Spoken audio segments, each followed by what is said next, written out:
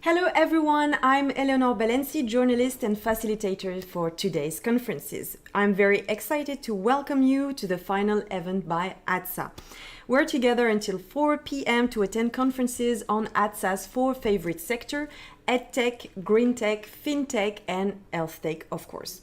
Don't forget that in addition to these highlights, you can meet each other using the B2B meetings module on this website this afternoon and tomorrow until noon.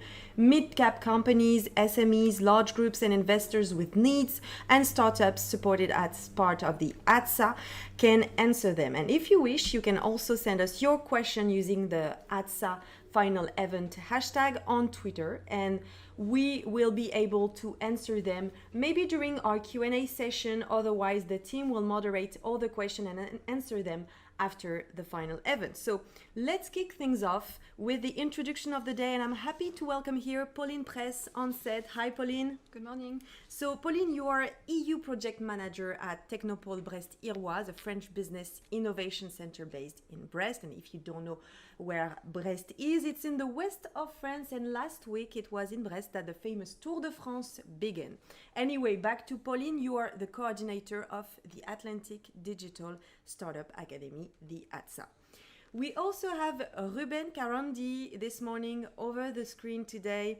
Ruben Carandi is a senior project leader at EBN, responsible for delivering EU and non-EU projects with a focus on internationalization. And nowadays is the project manager of BIC Africa, the African Business Incubator Communities funded by the EU, whose objective is the establishment of a regional network to provide business incubators in Angola, Ethiopia, Madagascar, and Somalia with dedicated capacity building and networking support, while providing softer networking services to the incubation ecosystem in the region. Hi, Ruben. Thank you very much for being a part of this great event. So we're going to start with Pauline. Hi, Ruben. So we're going to start with you, Pauline. Can you please explain in a few words what is Atsa? Atsa stands for Atlantic Digital Startup Academy. It's an EU project funded by the Atlantic Area Program, and the objective is to support digital startups to access new markets across the Atlantic area.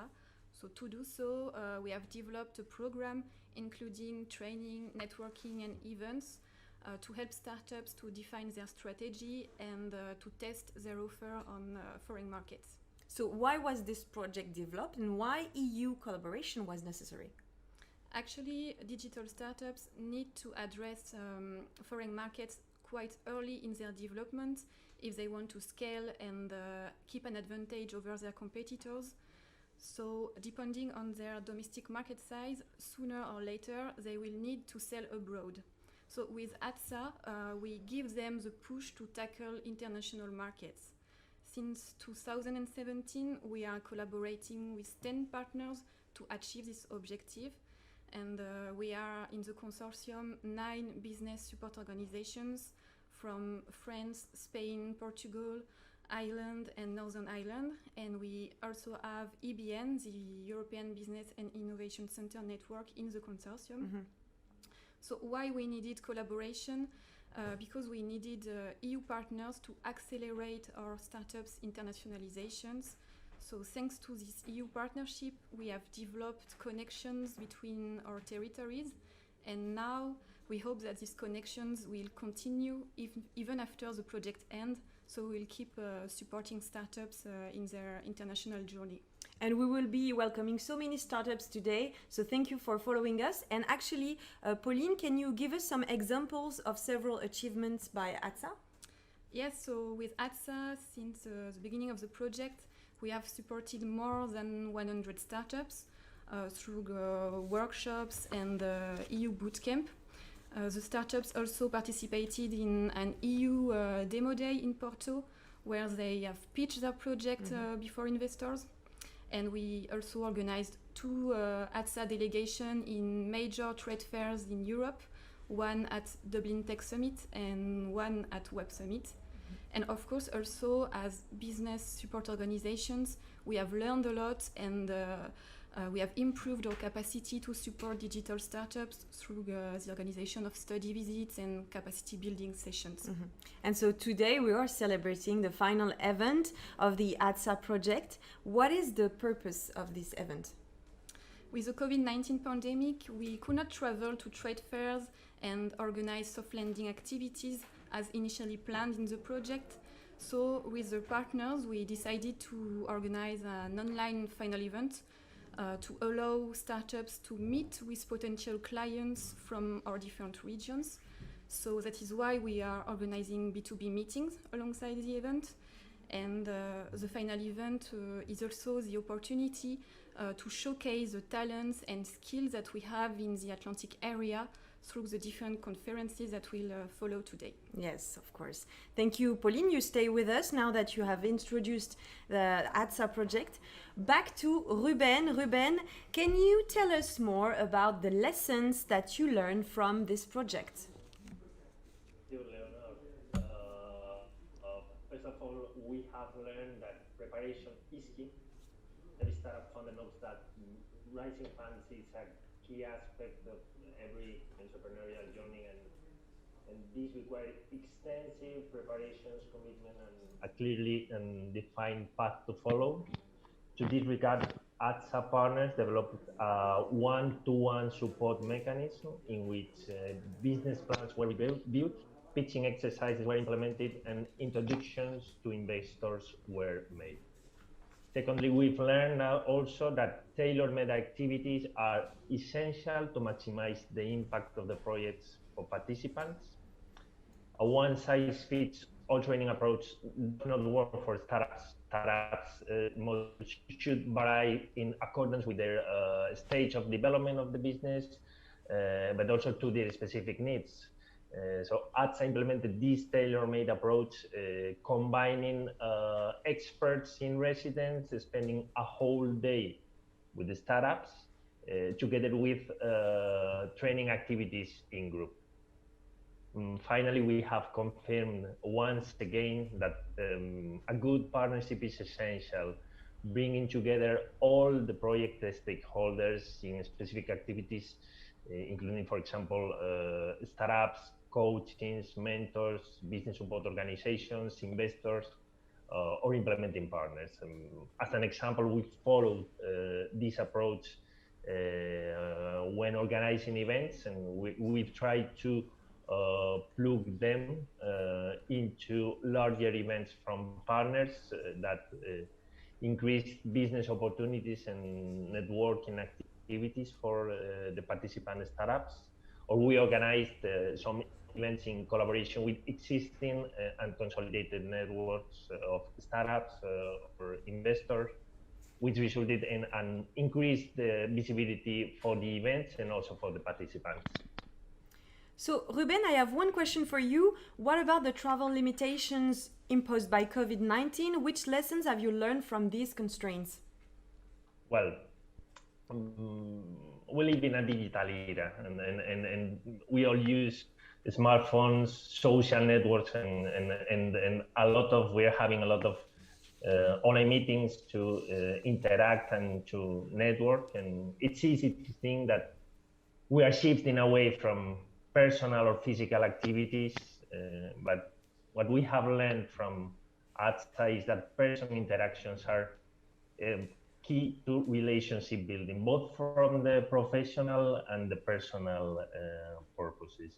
We have seen this especially through the study visits we've organized in Atsa, in which business support organizations and startups have participated together in specific activities such as workshops, training activities, and other type of actions that provided them with an opportunity to get out of their comfort zones and discover the ecosystem, let's say, in a more open way, more widely, and exploiting at maximum the interaction with the others. Thank you very much, Ruben, for this overview of the best practices. Thank you, Pauline. You stay with us for the next roundtable. 3 Atsa startups will now share their strategy and experience on foreign markets and on how they have been supported by Atsa.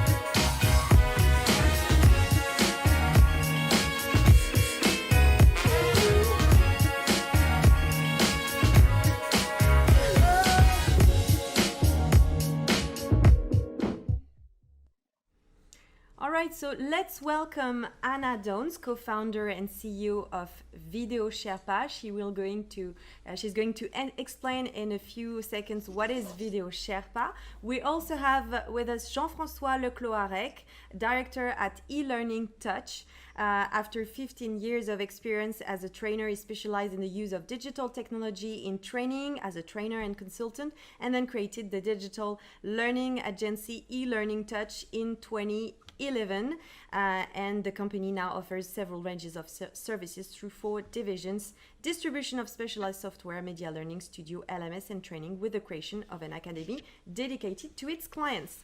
We also have José Antonio Racero, founder and CEO of Omnium Lab, a civil engineer with extensive experience in areas of management, team management, project writing, and large accounts. He began his professional career in 2001 in the world of construction, playing various executive roles in distinctly by different regions of the National Geography during 9 years. And in 2013, he founded Omnium Lab Studios, an ICT company specialized in the development of software apps, gamification, and video games, with which he took a radical turn in his career. Hello everyone and welcome. Thank you for being a part of this final event. Let's start with you, Anna. Can you present your startup activity?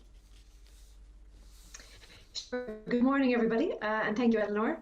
Video Sherpa is a response to the growing need that companies have to be able to create their own high-quality, original video content themselves.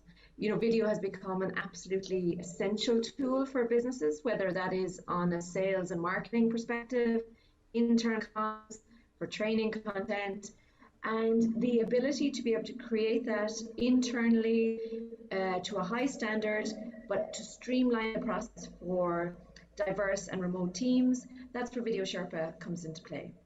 So we have a background in video production, and we translated our expertise into a very intuitive AI-driven platform that people can use to actually film and edit, manage, collaborate, and share all their own video assets. And actually, Anna, congrats, because last year in 2020, you were honored to accept the Media Innovator Award for Best Cloud-Based Video Platform. So congrats. Can you tell us a bit more about the current position of your company on foreign markets? Mm-hmm. Yes, so Video Sherpa launched at the Web Summit in November 2019, and really it took off like a rocket. The demand for video production equipment and training software and platforms is incredibly busy at the moment. Unfortunately, the COVID-19 lockdowns had a significant impact for us last year, from the point of view that with everybody working remotely, all events cancelled. There was a certain definite slowdown in the progress of our company as people struggled to be able to create video content. Obviously, we all lived on Zoom. So, but we have seen since the kind of the rollout of the vaccine program and society reopening, again, the last number of months have been incredibly busy for us. So I'm really, really optimistic for the future. But we're currently selling in Ireland, UK, and the US. We have clients across a wide variety of sectors, really. We work with universities, we work with marketing teams, hospitality and tourism. We work with manufacturing companies who create video content for internal comms and training. We work with some healthcare environments. So really, I suppose video is such an omni-purpose tool for companies today that really there are so many applications that our clients put video content to. So yeah, it's good. Thank you, Anna. Now let's turn to Jean-François Lecloarec. Jean-François, I did talk about a little bit in the introduction about the several services that eLearning Touch offers to its client. Can you explain a bit more about your activities? Yes, hello everybody. Yes, we have departments in our company. The first one is to distribute some kind of specific software for edtech, like authoring tool, and we have some partnership with editors. The second one have is our studio media learning. The objective is to standardize all the expertise of our clients and to transform it in with the sound, with audio, with video, with a lot of interaction with the screen in order to engage the learners. The third of our department is dedicated to what we call LMS. It's a learning management system, and we have a labelization with Moodle that we distribute in France. And fourth is our academy, because a lot of our clients are discovering what is digital learning, and we need to help them to take in hand the software and to have a good understanding of what's about engineering and instructional design, etc., etc. So we have a team of nearly 30 people, which are working on everybody, those departments. And Jean-François, what kind of support were you looking for with the Atsa internationalization support program? Yes,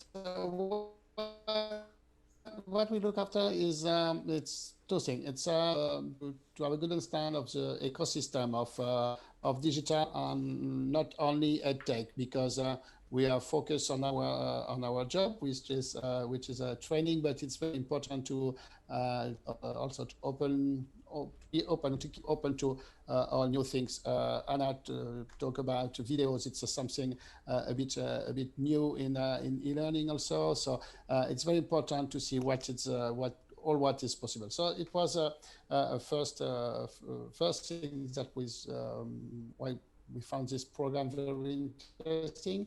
And another one is to also to work on our own process, and to compare, to have an external look of what we do, because we are in innovation, and it's not easy to talk about innovation with our clients. So it's interesting also to have some exchange and to see what our service understand or not, and to improve our process. That's why we were very interested in to be engaged in this program. Thank you, Jean-François. Now let's discover what is Omnium Lab Studio with José Antonio Racero.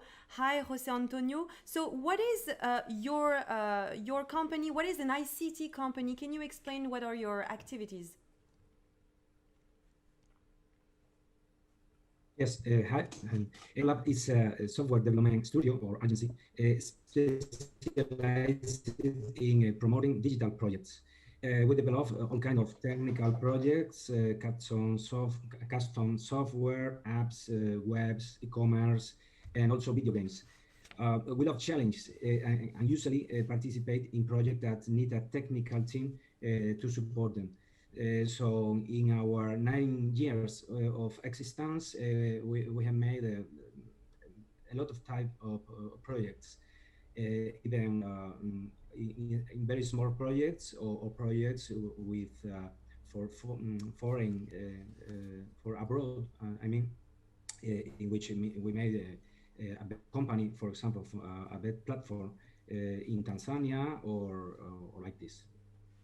So why and how have you started to sell abroad? Curiously, we've never done a direct commercial action abroad, but we have participated in solidarity projects that after a while we have transformed in developed projects. No? So it's curious because it's not we want to go abroad, no, but we don't work this line to earn clients, customer, but our general action comes to us this type of clients or projects or collaboration also. So we started small projects like I said in Tanzania, also in Colombia, another in Seoul. Well, it's bit a bit small, but we have a little presence. Now, talking about the Atsa program, what has been the main benefit of taking part in this program for your company? Mm-hmm. Certainly, the new contacts obtained. Now and how other startups work have been very important for us, as well as learning about new management tools for day-to-day life we can use to improve our process. No? In general, also new business opportunities to now other way to make things, for personal life and also for professional life. In general, very, very interesting. Thank you very much, José Antonio. Now back to Anna. Anna, Video Sherpa platform was launched on the market in November 2019, and it's used by clients in the higher education, manufacturing, healthcare, and tourism industries in the UK and in Ireland. Can you tell us also why and how did you start selling abroad? Well, I suppose it's a mixture of things, and that's, I suppose, one of the major advantages to us of participating in something like the ADSA program, because at an early stage of a startup's development, so much of your early customers come through your network. It's so important to build that network when you're starting off, because your company is new. The software platform it doesn't have a lot of case studies or a lot of proof points, and so building that network early on is critical. For us taking part in ADSA, it allowed us the opportunity to exhibit at the Web Summit rather than just attend as a delegate. And being able to have a stand for a day, we met literally hundreds of companies that day that we would not have met otherwise. We got publicity. We had newspaper articles and radio programs. We were able to present on the stage at Web Summit, and all of that had an impact in us finding not just actually some early customers, but some investors. So I think for startups, the assistance of a program like this to grow your network, to make those initial connections, and then those connections make new introductions, and it exponentially grows. And that's really where our first sales have come from. It's that personal contact and that ability to, leverage one introduction to another, and then you grow organically. Before you have a big budget for advertising and marketing, it's that personal connection that's so important. Mm-hmm. And what would you say to a startup who wants to be known and who wants to participate to this ADSA event? And actually, what do you expect from this final event today? Well, I would definitely encourage people to get involved, because as a small company, the startup landscape is incredibly busy. There are so many new companies all the time. And if you're trying to go it alone, you're going to really struggle to raise your profile, to increase your connections, and to kind of raise awareness of what you're doing. So being part of events like this and being part of networks like this has so many advantages. And I think it has definitely been really, really good for us. And so I would heartily encourage any other company to consider it. So what about you, Jean-François? How would you describe the ADSA program? What do you like about it, and how did it help for your company? Yes, what was very interesting is to have some workshops to present our services, to keep an external eye of what we do. Something else very interesting during this workshop is it's a kind of it's also a kind of team building, because what we decided to do with the Atsa program is to have an alternative. It was sometimes it was me to the workshop, and another time it was another colleague, and when there were a show in Portugal, there were two other people. So it's also interesting to create a dynamic with this kind of program. That's very good for this also. Would you say, and of course, all the network. and would you say it was difficult to do some workshops digitally, or do you miss the human perspective of this kind of event? No, because from our side we have it's a lot of culture of homework, etc., etc. So it was not so difficult because we have some presential workshops and also online exchanges. So all is interesting. Thank you, Jean-François. Now, one last question maybe for you, José Antonio. Your opinion about the Atsa program, how do you feel about everything we said earlier? Well, as I said, it was great. It was very interesting. People I meet, it was amazing, and how can I say, very comfortable. It was all the time very comfortable. For example, one of the projects we are in which we arrived in Porto with us, it was Fitza. This one. It continues, and also I could meet people and our startups here in Spain, but also abroad that helped me also for the project, and it was refreshing. So excuse me, point of view for the project and for the way of focus the things. No? So in general, it's a little surprising that programs like this is not more often. No? Or perhaps I don't know them. No? But in general, I'm very happy with the result, with the program, with the people in the staff and the backstage of the project. It's great. Thank you, and we hope that everybody, every startup we are going to welcome today will share the same feeling. So thank you very much to all of you for this very interesting discussion and for sharing your experience regarding internationalization, very difficult word to say, and Atsa support. So the Atsa project is founded by the Interreg Atlantic Area Program. We will now have an overview of several new EU funding opportunities for the digital sector.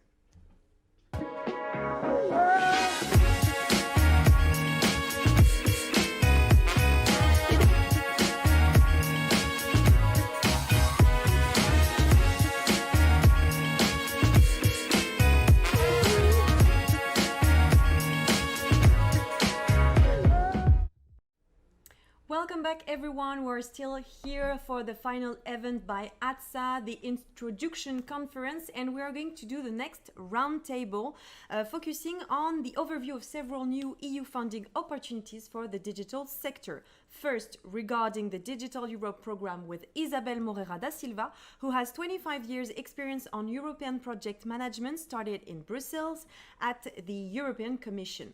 On the past 16 years, she has been project office responsible for projects assessment and monitoring at Interreg programs joint secretariats from 2003 and 2008, and Interreg Atlantic Area from 2008 onwards. And then we're going to focus on digital in Horizon Europe with Armand Nachef, who was national contact point for Horizon 2020 Security. He's now NCP for Horizon Europe Digital Technologies at the French Ministry of Research and Innovation. Armand also worked 20 years for the digital industry.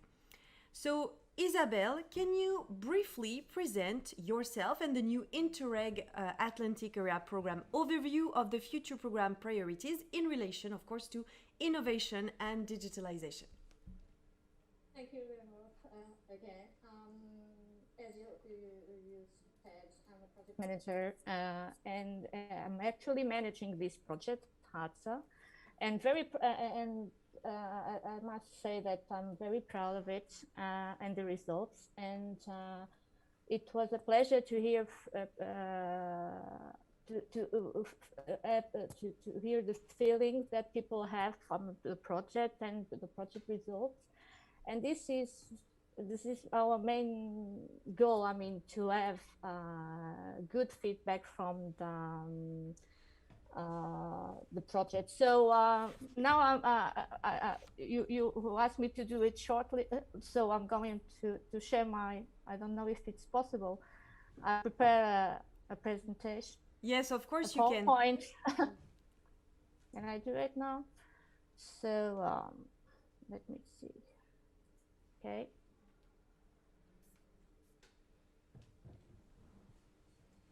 We can see it now, but maybe in a few seconds it will appear on the screen.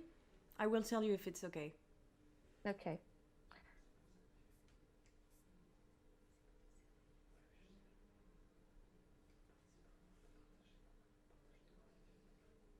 It's not working. So yet. Okay, it's working now? We don't see it on the screen actually, so Let me see.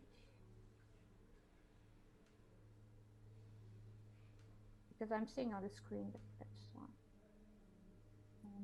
maybe you can start your presentation and so I'm going to start the presentation. Yeah. It's just, I would like to, for those who are not familiar with Interreg programs, I just wanted to explain that Interreg Atlantic Area is a European funding program that promotes transnational territorial cooperation among Atlantic Western regions for the new program for European countries, because of Brexit, we lost the country. So. Which is UK, of course.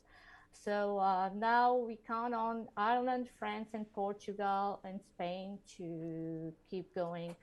So we have a task force working on the new program since the beginning of 2020. And we have already a draft of a cooperation program, which is still under discussion. So what I'm presenting today probably will suffer will have some changes.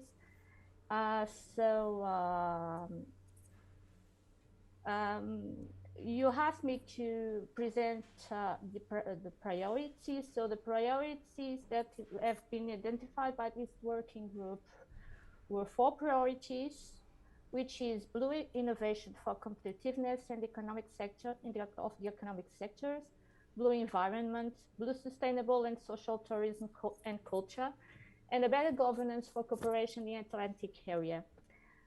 I'm going to focus on priority 1, which is the one with related to the thematics that we are treating today. So in priority 2, the program identified 2 specific objectives that are related to the, according to what is identified as program needs. And the first specific objective is related to development and enhancing research and innovation capacity in the uptake of advancing technologies. And the second one is reaping the benefits of digitization from citizen companies, research and organizations and public authorities. Isabel, you can hear us, right? I'm sorry you can't display your slides, Isabel, but it's okay. We heard everything you said. So can you tell us more about the specific objective 1.2, reaping the benefits of digitization for citizen companies, research organization, and public authorities? Why this specific objective was chosen to be addressed by the program? It was it was selected because we realized that it's important. We realized that in many countries, traditional sector often encompass a large amount of micro enterprises with quite limited financial and human resources for digital transformation. And especially now with COVID-19, the program and our stakeholders show the need to go in that way. So that's the main issue now. And as objective. Oh, sorry. Sorry. Keep going. Oh, sorry. and it is important to the program to support the digital transition for academics, business, and local communities and public authorities. As you know, this is a program that wants to reduce the disparities between regions. So this is a way that the program found to do that, among others. Okay, and one last question for you, Isabelle. When will the first call be launched under the next program? Do you have a date? Not yet. We expect it to be launched next year. That would be, we thought it would be possible. We hope to by the end of the year, but we are not sure now, for now. Okay, so you will keep us posted on that. Thank you very much, Isabelle. Yeah, of course. You should follow our website because and contact us because probably we will have some news at the beginning of next year or even at the end of this year. So we will follow all the steps. Thank you very much. So now I turn to you, Armand. You're going to present the opportunities in Horizon Europe and synergies with the Digital Europe program. Can you tell us when the program will be launched? Yes, thank you, Eleanor. First of all, I would like to thank the organizer of Atsa for inviting me to present the Digital Europe program. So I'm not an actor of Digital Europe program, so I don't have any idea about when the program will be launched. I guess that it will be in September, but I don't know. So I'll explain you why I accepted to make the presentation. Also, I don't have any connection with the commission related that. Yes, so yes, so I was asked also to make the connection between DEP. So we are going to hear this term DEP. I don't know if you see it on the screen, DEP. Yes, we can see it. Europe program during the presentation. Because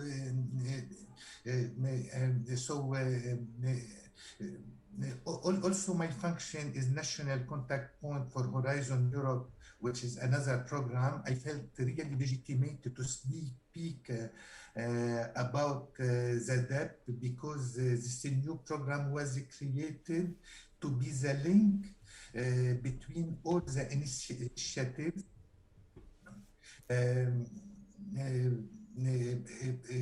that are financing the digital transformations.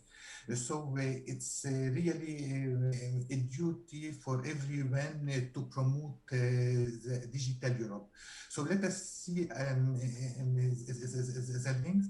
So DEP, as you know, has some links with Horizon Europe.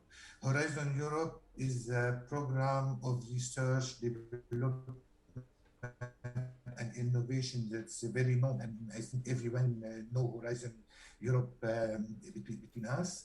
It has some links with the CEF is Connecting Europe facilities.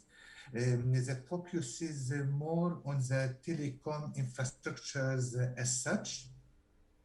So the DEP is more focusing on applications. So it has links with creative industry, healthcare, and agriculture funds, as you can see on the screen. So it has the cohesion policy because of the hubs that we call EDIS, the European Digital Innovation hubs. And most importantly, there will be links with Invest EU, not now, maybe in 3 years, not in the first work program. So they note that Invest EU is not a new program, it's a new name. We used to know it as a European Fund for Strategic Investments, also called the Juncker Plan. So it aims at boosting the economy through mobilizing private financing for strategic investment. But for now, the focus is the link between debt and the Recovery and Resilience Fund, RRF, that you see on the screen. I don't know if you can see the mouse, the pointer of the mouse. RRF is this one. Yeah, it's working. Why? Because the 20% of the RRF should be dedicated to investment in digital transformation, which is a really huge amount. It's about 140 billion euros. So the RRF is a fantastic opportunity for digital transformation in Europe. So the RRF is not purely a national story, but it's an opportunity for member states to scale up and link their efforts with other member states in a multi-country project format. So Digital Europe, DEP, is therefore not the largest program that we can have with a little more than 1 billion euro per year, but it's nevertheless a question of leveraging the impact of its funding and also of linking and mobilizing other programs. So that is a strategic initiative. The Commission hopes that it will mobilize the interest of all. Let's go to the next slide. So DEP is a new European program for investment in digital capabilities.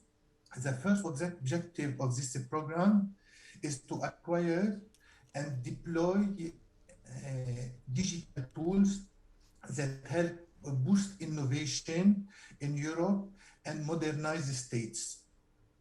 To achieve this goal, it's allowed to acquire non-European technologies if we don't have them in Europe, because the objective is to deploy and use. So naturally, in addition to securing the supply chain, because we cannot do everything in Europe, the second objective is to strengthen European digital sovereignty.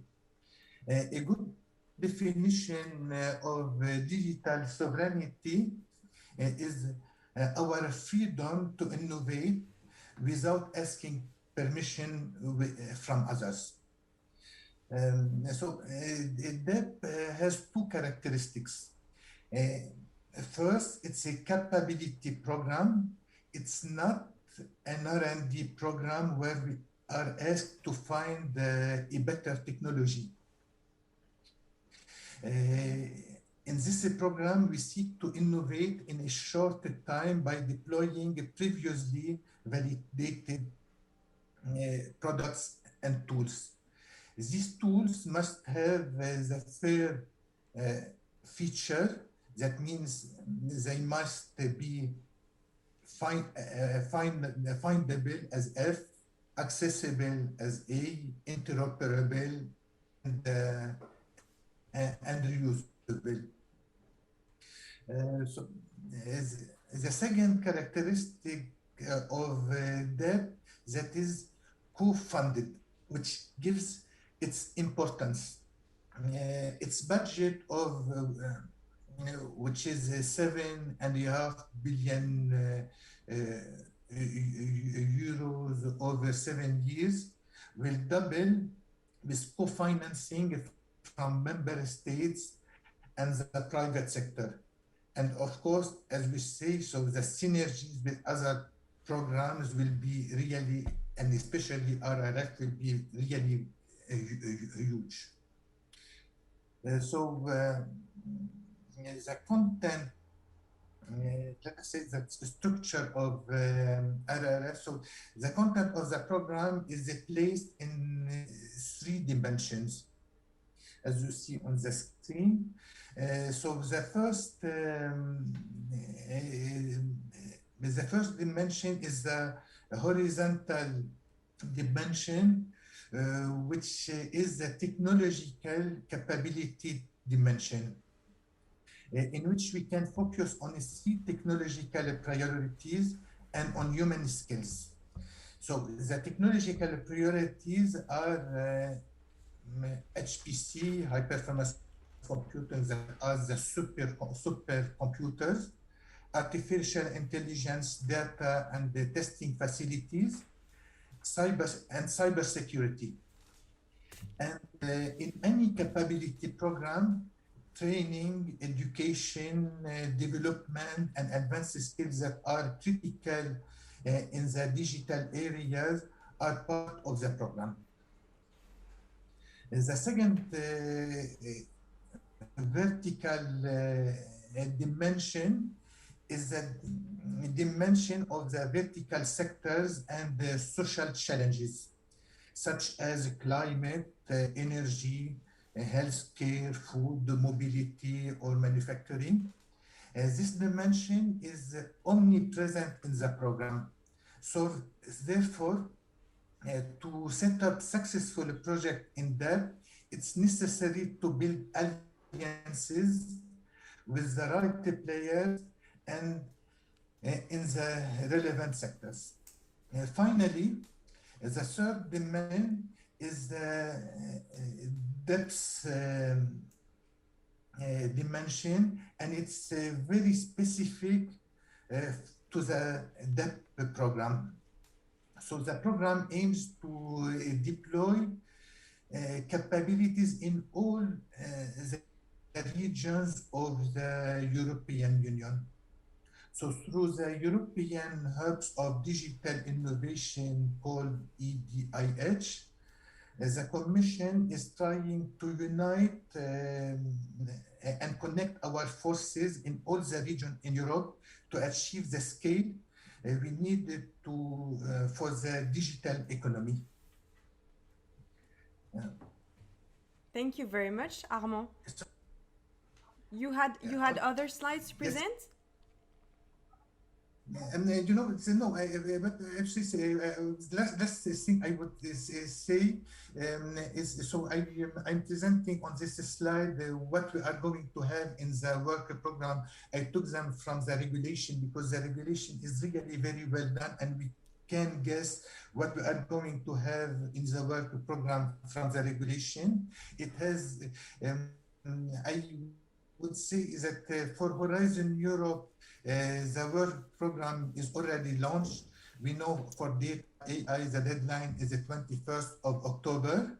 But so I would like to say only the last conclusion on that. So this is the philosophy of the digital Europe program. What we can take off is that program, it focuses on major capability projects. Secondly, on the certain digital priorities, on an important leverage effect in terms of co-investment, and on strengthening the EU technology sovereignty. Okay, and thank you for your attention. Thank you, Eleonora. Thank you so much, Armand. You know what? Thanks to you, we are becoming experts on the Digital Euro program. So thank you very much. And thanks, Isabel, also for giving us highlights of the thematic conferences of the day. We received maybe some questions online, but we won't have time to answer. So you can still ask questions on Twitter with the hashtag Atsa Final Event, and we'll try to answer throughout the day directly on the Twitter account. Thank you very much. And coming next, an inspiring conference about the innovative startups in the health tech sector in a few minutes now. I believe it will be at 11:15, so stay with us and have a great day.